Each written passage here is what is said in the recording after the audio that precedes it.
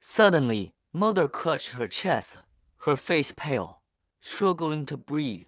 We panicked, thinking the worst, and rushed her to the hospital. The minutes felt like hours as we waited, our minds racing with terrible possibilities. Was it a heart attack? Was she going to be okay? The doctor finally came out, and his words were a strange mix of relief and confusion. It wasn't her heart. It was extreme stress. The immense pressure she'd been under for years had finally manifested in a terrifying physical way. Back home, something had shifted. The wall she had built around her heart for so long began to crumble. For the first time, she sat us all down, her voice trembling but steady.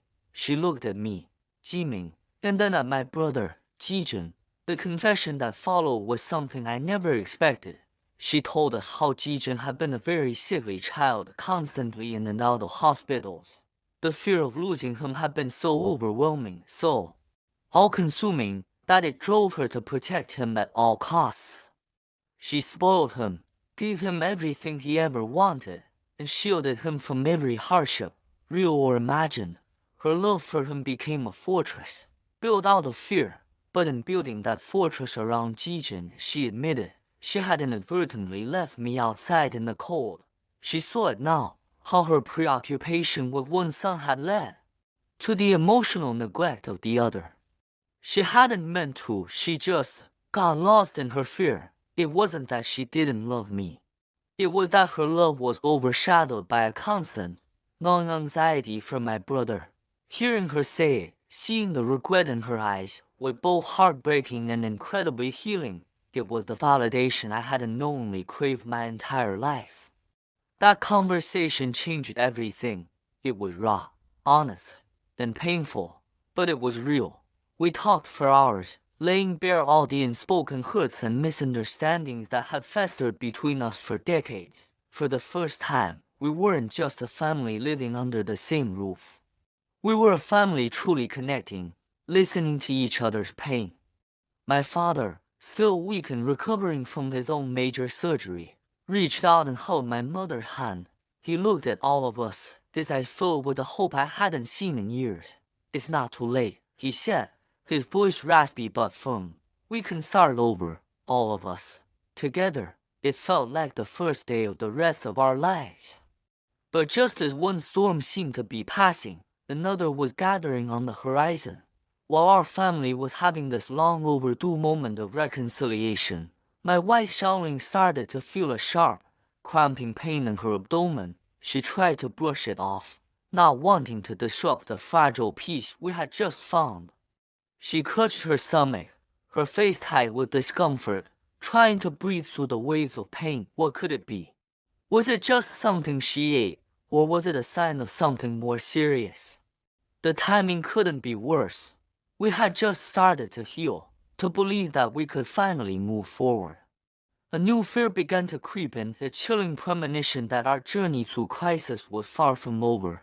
The next morning, the sense of a new beginning was palpable in the house, but it was tinged with a new anxiety. Xiaoling's pain hadn't gone away. In fact, it seemed to be getting worse. She was trying to be brave, putting on a smile for everyone, but I could see the strain in her eyes. I took her aside, away from my parents.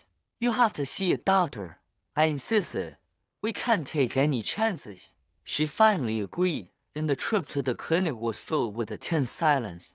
We were both thinking the same thing, but neither of us dared to say it aloud.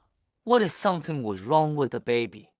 The doctor's office was sterile and quiet, a stark contrast to the emotional turmoil we were feeling.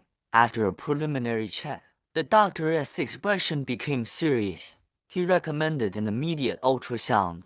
As we waited for the results, my hand was clasped tightly in Xiaoling's.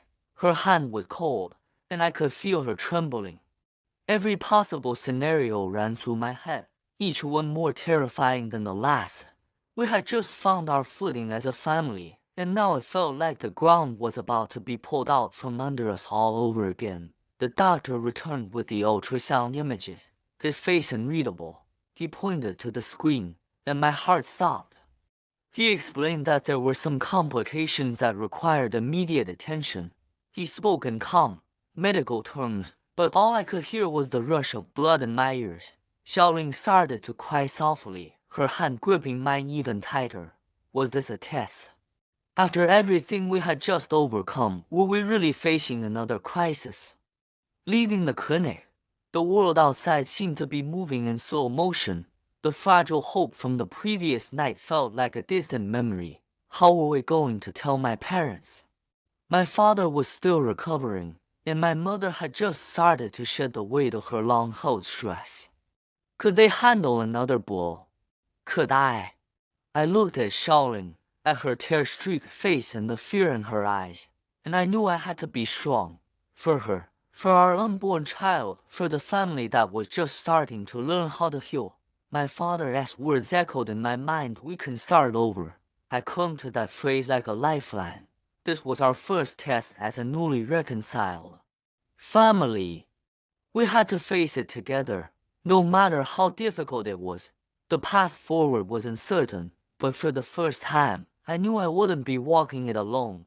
Thanks for watching, and please follow for the next part of our story.